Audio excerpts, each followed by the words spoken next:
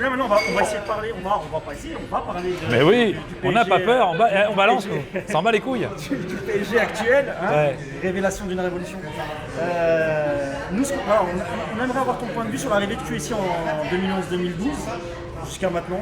Ta vision sur le club, les stars, ça t'a fait rêver, t'y croyais pas. Dis-nous tout. Déjà, ça fait du bien d'avoir des Arabes riches en France. Non mais, parce que nous, on a eu des... Non. On avait que des Arabes qui n'avaient pas d'argent, qui foutaient que la merde, dont toi. Et arrivent des mecs bien sapés, magnifiques, super beaux, bien coiffés et riches. On va quand même pas cracher dessus. Première chose. Deuxième chose, ce qui est très drôle avec l'arrivée de QSI, c'est que ceux qui les ont le plus vilipendés, ce sont les jeunes, les mecs qui ont moins de 40 ans, moins de 30 ans, et qui sont arrivés au PSG après l'ère Canal, ou un peu fin d'ère Canal, qui était très virulent, tu sais. Mais les mecs, ils connaissent pas si bien que ça l'histoire du PSG, parce que quand Canal reprend le PSG, c'est exactement pareil. Ils arrivent, dégagent Borelli, historique. Ils vont chercher, ils mettent de la thune, ils vont chercher Arthur Georges, champion d'Europe, ils vont acheter Valde, Ricardo, machin, ouais. C'est exactement pareil. Ils constituent une équipe de stars, de futures stars. Plutôt. Voilà. Et c'est marketing à mort. Quand Canal reprend, c'est ultra marketing. Ils se débrouillent avec Tapi pour créer une rivalité PSG-Marseille pour que ça réussisse pour Canal+. Et on va même dire que c'est quasiment comme un accord. Oui, parce qu'avant, il n'y avait pas de rivalité. Et tant mieux, finalement, ils ont bien fait parce que maintenant, ça chauffe et c'est marrant. C'est devenu une vraie affiche de notre championnat. C'est devenu province contre Paris. Et surtout, par exemple, à l'époque, il n'y avait pas tous les médias qu'aujourd'hui. Sinon, Canal se serait fait assassiner. En 93, quand Marseille est destitué de son titre, le titre revient au Paris Saint-Germain. Il le refuse. Pierre Lescure refuse de prendre le titre pour ne pas vexer tous les abonnés de la région Provence-Alpes-Côte d'Azur, parce que ces gens-là, c'est une énorme manne importante pour Canal à l'époque. Il y a peu de gens qui le savent. Hein. Voilà. Bien. Et ils refusent d'aller en Champions League alors qu'on a une équipe de ouf, Ginola et compagnie, machin, Rai et tout. On ne va pas en Champions League, on va en Coupe des Coupes pour pas vexer les Marseillais. C'est Monaco qui est 3e du championnat, qui fait la Champions League, qui fait une super campagne de Champions League. Et nous, on se fait la Coupe des Coupes. Hein.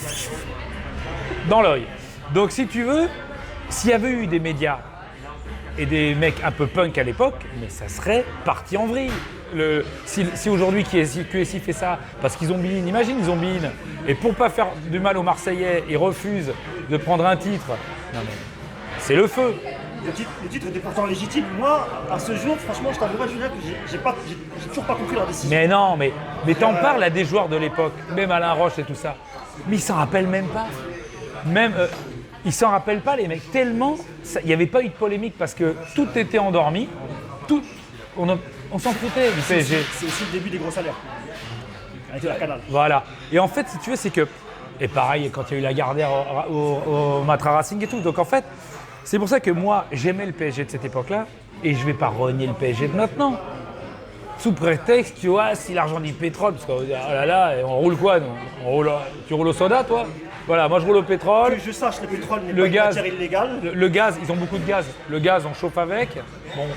Donc si tu veux, c'est que, encore une fois, il y a des trucs, évidemment, on peut critiquer le Qatar sur certains points, comme on peut critiquer les États-Unis. On a eu colonie capitale. Moi, par exemple, si on me dit lesquels propriétaires j'ai détesté, moi c'est colonie capitale. Donc, Et donc sur ta vision sur le PSG actuel en 2018, est-ce que tu en es plutôt satisfait? Alors, des choses qui te... je vais te dire un truc, tu sais ce qui me satisfait? Pour moi, le meilleur recrutement qu'on ait fait, c'est Tourelle. Et je ne sais pas si on va gagner avec lui. Mais moi, je trouve qu'il m'inspire quelque chose. Il m'inspire un truc qui nous a manqué. C'est un charisme. Il y a un peu de chaleur humaine aussi, j'ai l'impression. Oui, mais pas que. C'est-à-dire qu'on avait besoin d'un taulier. Un mec qui ne s'excuse pas d'être là. Tu vois, par exemple, Emery. Moi, j'ai rien contre ce mec. C'est sûrement un très bon technicien. Mais quand il est là, il s'excuse d'être là, le mec. Tu vois ce que je veux dire? Il est là, il s'excuse d'être là. Il n'y a rien de pire. T'as un vestiaire avec des mecs qui ont des égos comme ça et des couilles comme ça, et tu t'excuses d'être venu. Pardon, merci. Il dit merci tout le temps. Mais t'as pas à dire merci. Si t'as un mec qui dit merci tout le temps, il se fait manger par un groupe. Lui, le jour de la remontada, Moi, j'y étais dans le COP avec les supporters. Oh, on l'avait d'ailleurs écouté Voilà. dans le livre. Mais le mec était liquide avant le match. Tu sentais que le mec, le complexe. Je vais te dire pourquoi. Non mais il y a sûrement plein de raisons, sauf que le mec il a perdu tous ses matchs contre le Barça et le Real parce que ce mec il a un complexe qu'un Allemand n'a pas. Thomas Tuchel il a dit merde à ses patrons parce qu'il y a eu l'histoire du bus, de ça. Ça c'est un mec, tu dis lui, il n'a rien à branler. Il venait de Mayence, il était à Dortmund et il leur a dit d'aller se faire mettre. D'ailleurs oui, ça s'est mal passé avec le directeur sportif. Mais en tout cas, quand il est là ce mec, je sais pas si on gagnera, mais ce mec-là, je me dis, lui, il va pas faire entrer Diarra un quart d'heure de la fin parce qu'il a peur de prendre une branlée. Je pense qu'il est capable de mettre faire le contraire, c'est-à-dire rajouter un joueur offensif et advienne que pourra. T'es éliminé là. Tu restes un quart d'heure contre le Real, même si t'es 10, t'as 3 buts à mettre.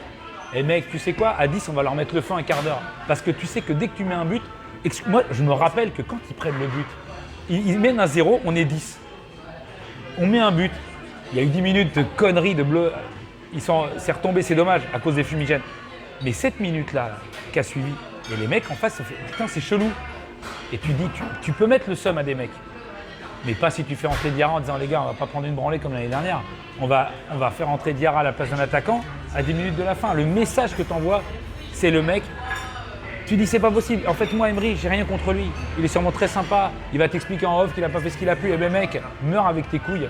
Meurs pas en chialant derrière.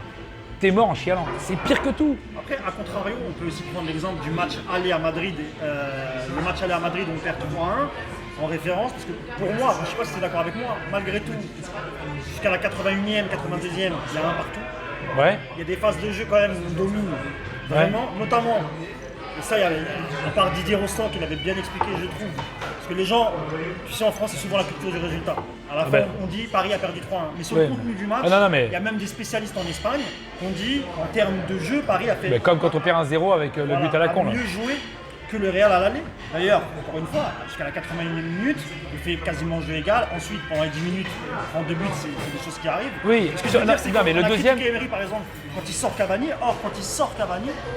quand même, pendant ces quarts d'heure-là, oui, mais ça moi, je rentre pas dans ces trucs-là parce que.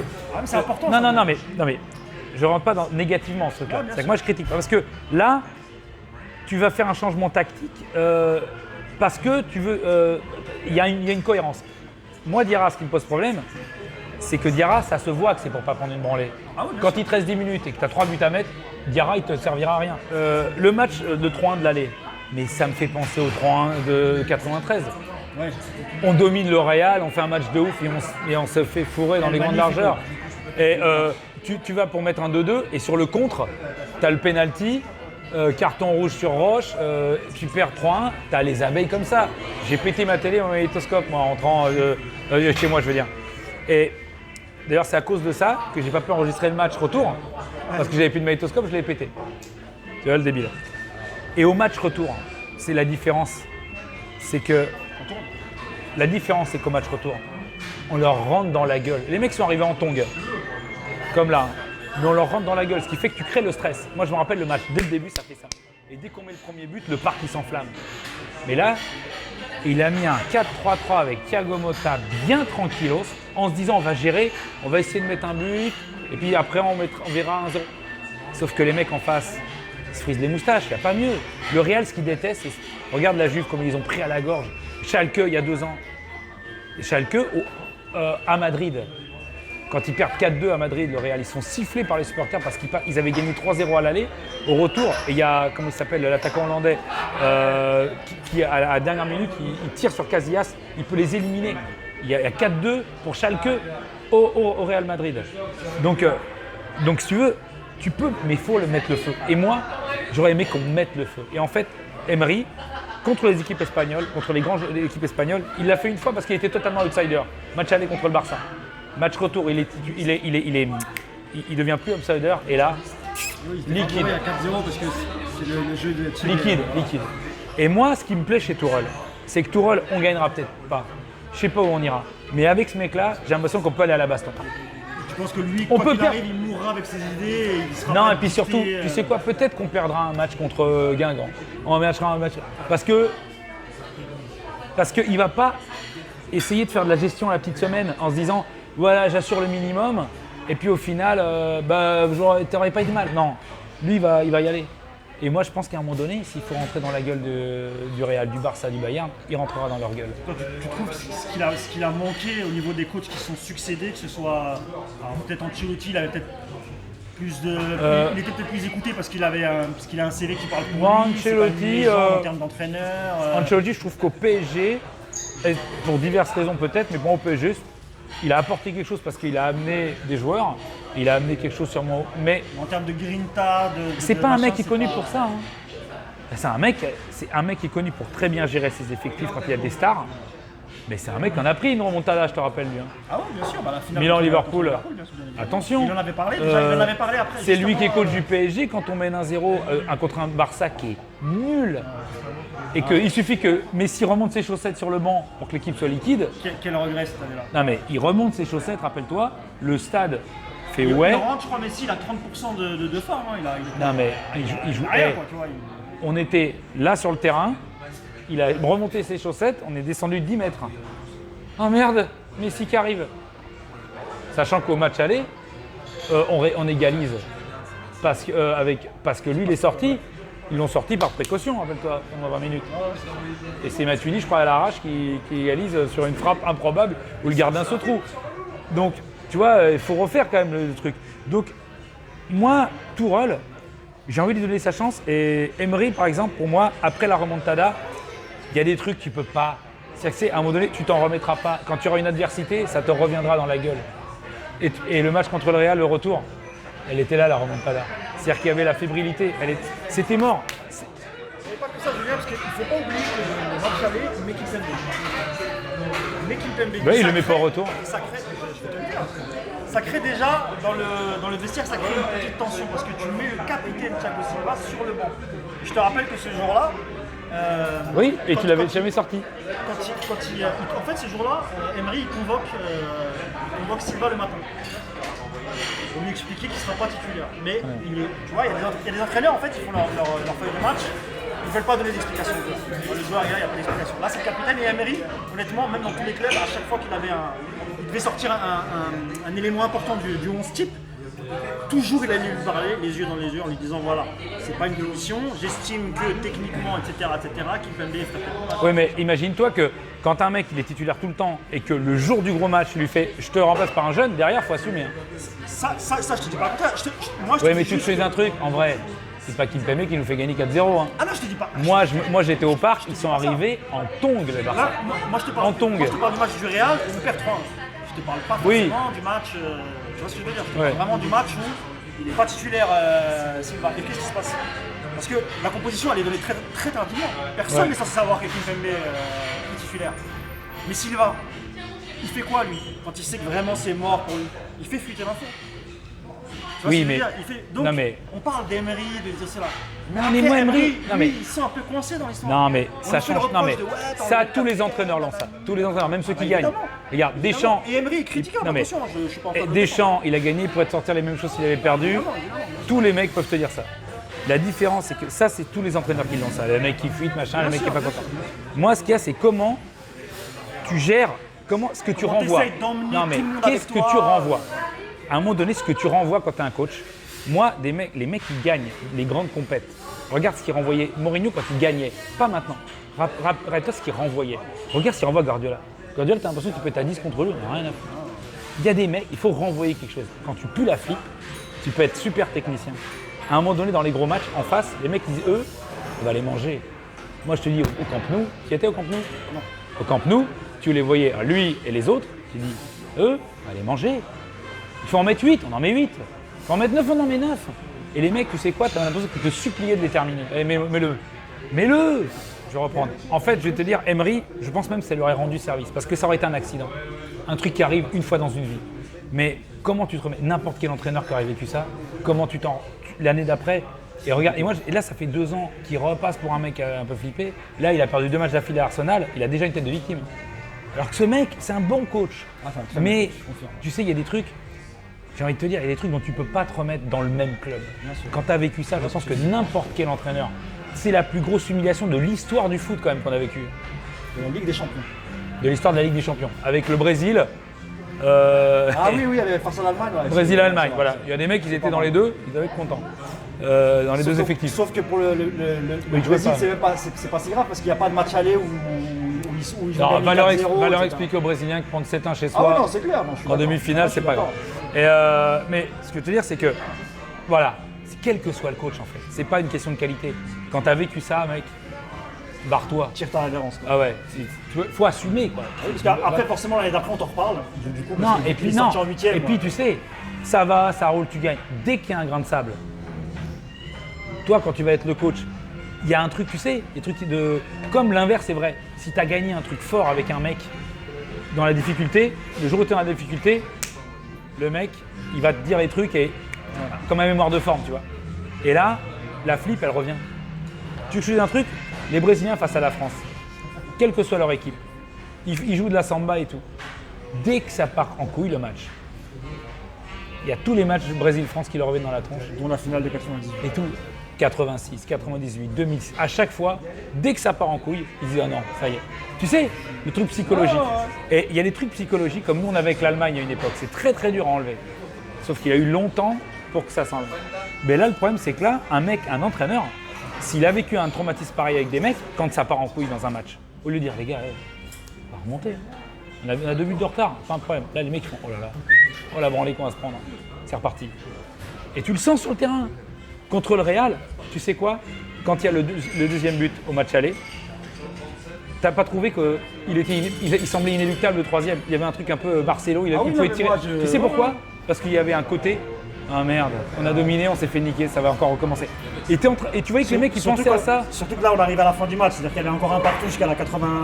Mais même tu perds 2-1, c'est pas grave 2-1. Sauf que dès que tu prends le deuxième but, sauf qu'au lieu de penser à ça, les mecs tu les vois sur le terrain, ils sont là en train de dire oh la douille, oh merde. Et genre ça recommence.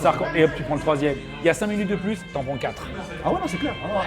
Voilà, c'est pour ça que je te dis, bénéfice du doute, bonne impression de Tourelle. Et puis, s'il fait 5-0 aller, 6-0 retour, on signe tout de suite. Non mais voilà, moi j'ai envie de donner sa chance parce que je trouve qu'il dégage quelque chose de positif. Donc cette année, en fait, quels que soient les joueurs, tu peux gagner une Coupe du Monde avec Pavard, mec. Et avec Rami. Non mais lui, Rami, Ah non, un rôle très important. Ouais, mais. Rami Thauvin, attends, non. Non mais on sur est le terrain. parisien peut-être, mais Non, attends. Ouais, mais t'as joué avec Pavard. T'as gagné la Coupe du Monde avec Pavard, mec. Parce qu'on nous dit Lilian Thuram. Lilian Thuram, il jouait à Juve, c'était un taulier. Pavard. Non mais. Voilà. Donc, avec un bon groupe, même Ensoki, qui tu veux. Donc pas avoir au PSG, parce qu'il y a eu quelques rumeurs un peu farfelues, pas avoir au PSG. Pas déconner non plus, mais on gagne rarement 2 fois au loto quand même. Hein. Pour en revenir aux joueurs, Ouais. dernière chose sur l'effectif. Ton joueur préféré, ton joueur, là sur l'effectif pour la saison 2018-2019, pour toi qui va exploser cette année et quel sera le véritable leader technique de l'équipe à ton avis pour toi ça sera qui? Alors, le leader technique pour moi, je pense que ça sera Neymar. Parce que toi tu restes sur Neymar, t'es pas dans la hype Mbappé. non, mais moi sortie de Coupe du non, mais Monde, je suis dans la hype Mbappé dans le sens où ce mec, c'est un détonateur extraordinaire, c'est un mec qui va tuer l'équipe d'en face, qui peut les assassiner. Mais il peut pas être le leader technique encore aujourd'hui, surtout dans le rôle qu'il a.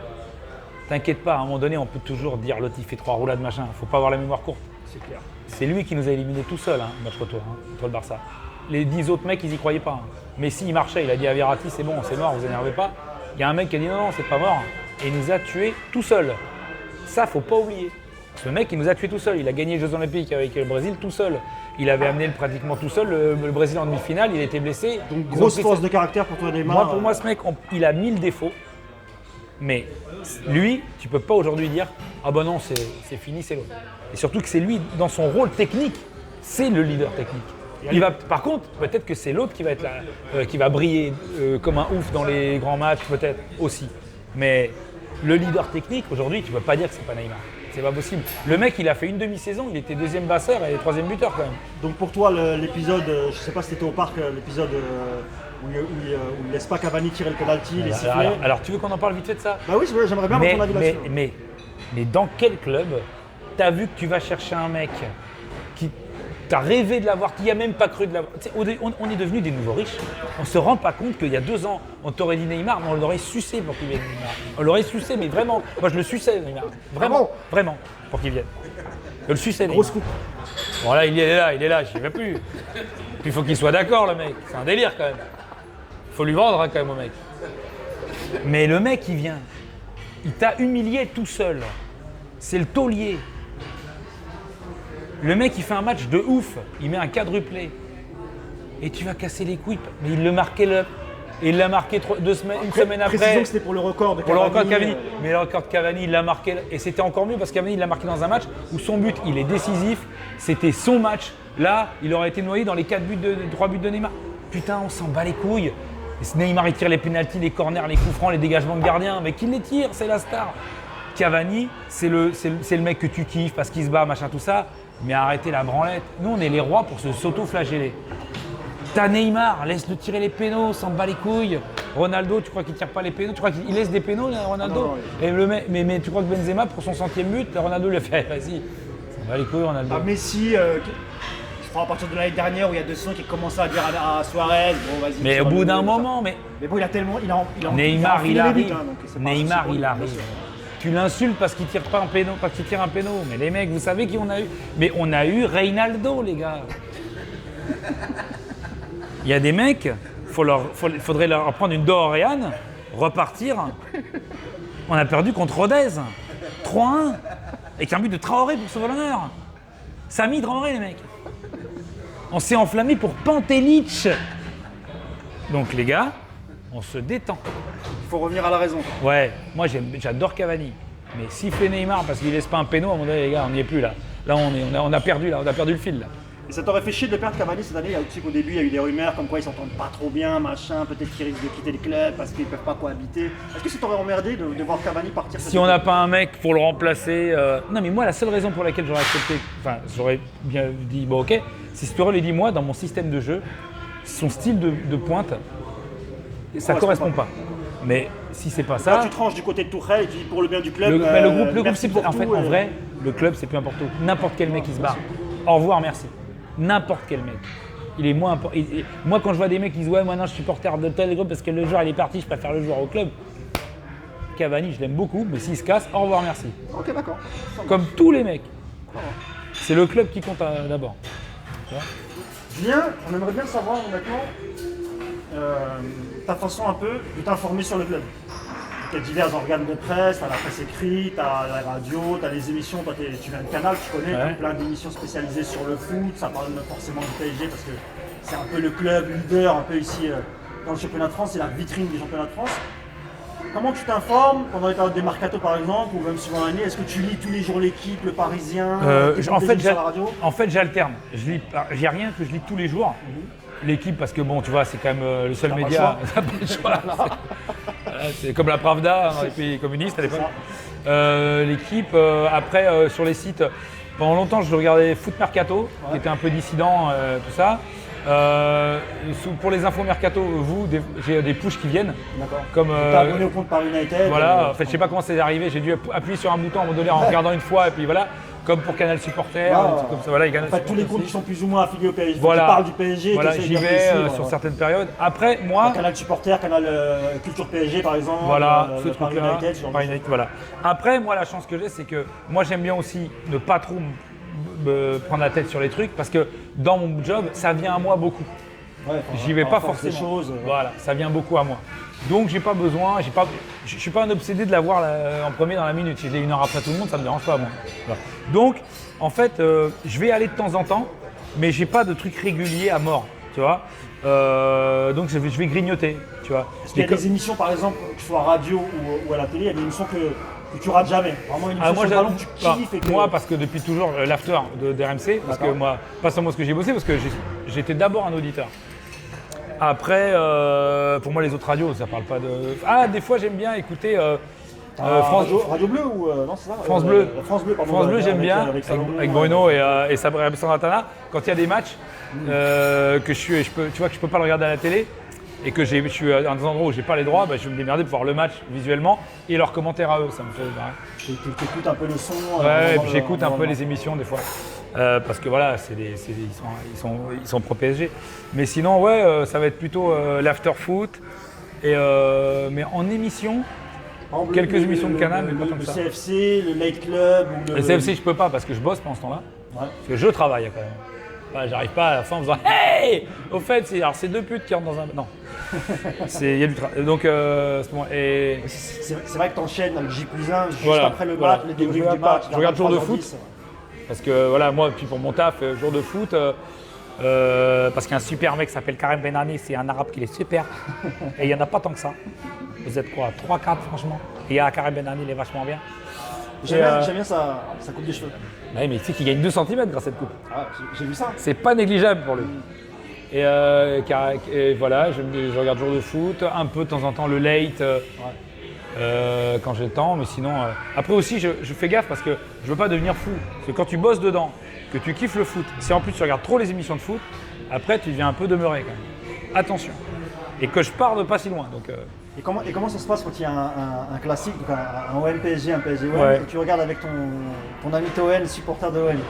Alors il s'est toujours débrouillé pour ne plus voir. Tu te rends compte que le dernier match que j'avais vu PSG avec lui, c'était l'OM PSG avec Ronaldinho qui met un triplé et le plan anti-Ronaldinho de Alain Perrin avec Abdoulaye Maïté. Je vois Et encore Amdali. la conf. Amdali. Ouais, mais il est là en conf de presse, assis, tous les journalistes. T'as Maïté derrière comme ça, En vigile, quoi. qui fait, et lui dit, on a prévu un plan anti-Ronaldinho. Tu sais, quand le jour où tu as dit une connerie grosse comme ça et que tu repenses 20 ans après. Le mec, bon. Et donc j'étais avec Seb et Seb, il était par terre, un cauchemar. pouvait plus, quoi. Il a vécu que des traumatismes avec moi. C'est à chaque fois qu'il voyait la seule fois où il a vu c'était on bossait pour Carl 0 et c'était le 1-0 but de Van Buiten. C'est la seule fois où il a vu une victoire avec moi. Sinon, il a vu avec moi une bande de potes, il a vu le match où on se fait marcher sur la gueule et on les fiste avec Fiorez à la fin sur une frappe détournée par Rogneux à la 90e minute. Là, il hurlait à la mort. À part, il n'a plus jamais voulu revoir un match avec moi. Terminé. Il a été obligé, parce que l'année dernière, on était en tournage aux États-Unis, il a vu les deux classicos d'affilée là. Coupe et machin. les 2-3. Voilà, 3-0, 3-0. Il les a vus avec moi. Alors là, j'ai été sobre. C'est encore pire, hein. Profil de barre. J'ai même pas chambré, j'ai même pas le fait yes sur les buts, j'ai fait là. En même temps, tu dois être un peu blasé, là, non? Ouais, mais enfin, au match aller, quand Cavani légalise, on n'était pas fiers les mecs. Hein. Ouais, mais sur la clim de Cavani, honnêtement. Tu t'es levé, t'as crié, t'as sauté. Mais tu veux rigoler Ouais. À cause du J+1, je le vois pas le but de Cavani. Je suis obligé de. C'est le moment où je pars du match. Donc pour toi, on avait perdu. Non, c'est qu'au moment. C'est dans les arrêts de jeu. Ah ouais, c'est Moi, dans c'est le l'arrêt de moment jeu. où je dois partir Ah ouais, tu pour vas, aller me faire sur le plateau me de- gérer. de- J'aurais peut-être pu rester, mais je me dis, j'avais tellement les nerfs. Et Tu j'entends. pars avant la faute, tu pars juste avant la faute, c'est-à-dire tu pars Ouais, quand ah ça ouais, joue, s'il y quoi, a en le fait. coup franc. La coup franc, tu restes. Je reste, mais là je pars avant la faute en me disant non mais en me disant sur le trajet, il y a un écran Ça là t'a où pas je vais. frustré en arrivant Il y a tu un vois écran là où je vais. J'ai 20 secondes. Et c'est là que je le loupe. Tu vois, je veux te dire. Moi, j'aurais été dégoûté à ta place. Mais je suis pas dégoûté, je suis pas dégoûté parce que t'es content déjà. Ouais, non, c'est clair. Mais le vivre en direct, je crois que. Ouais mais moi, Tu peux demander à tous ceux qui l'ont vécu, que ce soit au stade ou derrière l'écran, je crois pas qu'il n'y avait pas de déplacement de supporters. Donc, c'est le il ne kiff. peut pas y avoir beaucoup de supporters au Vélodrome. Mais que ce soit dans les cafés à Paris ou enfin tous ceux qui l'ont vu chez eux, etc. Moi, personnellement, j'étais devant mon écran. J'ai réveillé toute ma famille. Ah, mais ouais. J'ai réveillé Ah tout bah le monde, c'est moi, tu j'ai vois. un pote, c'est comme pour le but de Thiago Silva contre Chelsea. Contre Chelsea, voilà, c'est pareil. Le pauvre, il avait son bébé. C'est un nouveau-né. On a hurlé à la mort. On a insulté tout Londres. Et le gars, le gosse, il est né avec ça, quoi. Tu nous as fait une Serge Aurier, quoi. Ouais. Sauf que moi, je me suis pas filmé.